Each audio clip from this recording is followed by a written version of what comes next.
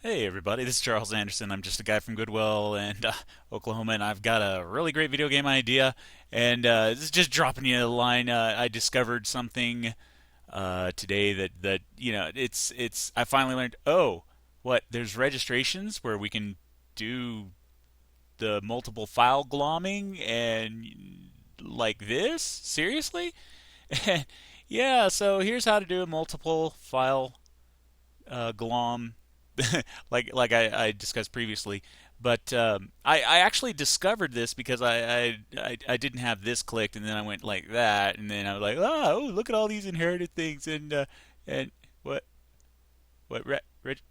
registrations? So yeah, I I was like, because I knew about this one, didn't know about that one, but now I do. And so I guess I'll pass it along. It's one of the more obscure things, and it's the sheer volume of information that's out there. But hey, repeating it is good. Now, of course, some of the interesting behavior of doing it this way.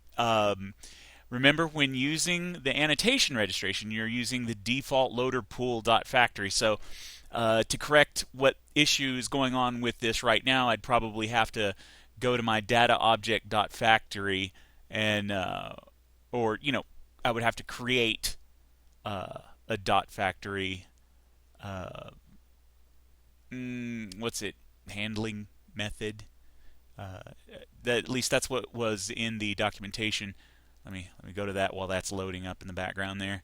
Derp derp derp derp derp. Yeah, registrations and use that old.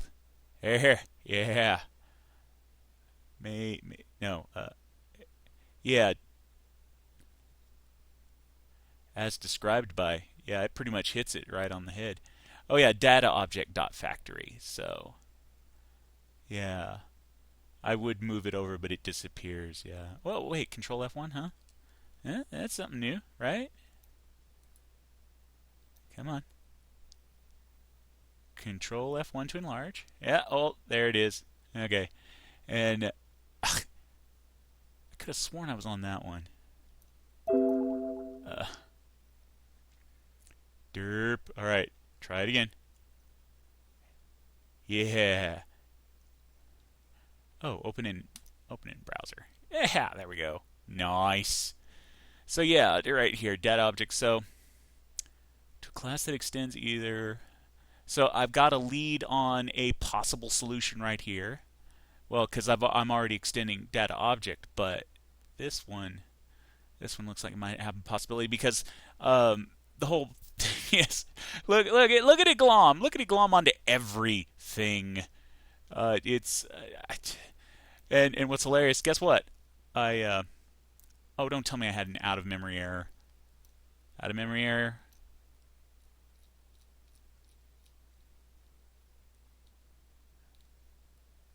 All right. Well, it says it's running. Open. Oh, there we go. And look at this. Even though wait, relative, absolute, you're over here. What? No, the icon it's changed over. Well, of course I know the icon changed over because I mean it makes programming sense because oh yeah because here I and another note, just another thing to throw in here. Icon base. It's a string. It's not a so it's a string value in the layer when it does its little auto generation.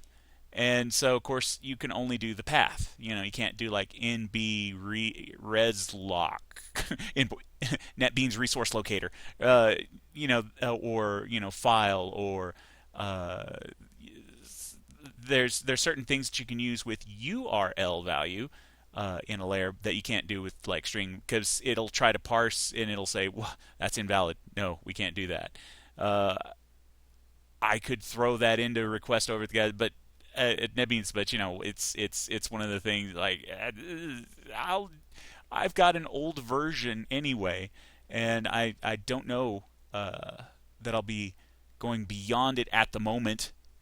But so yeah, so they're all set to the same icon. That I saw, that I could understand, but this is hilarious. Why? Why? Oh, right. Okay.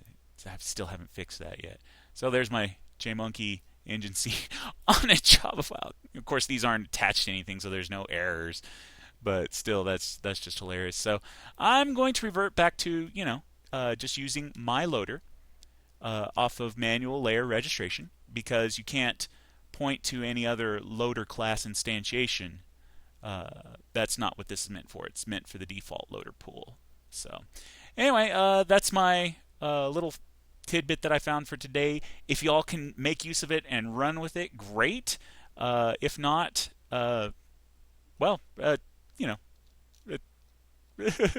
I'll, I'll get over it.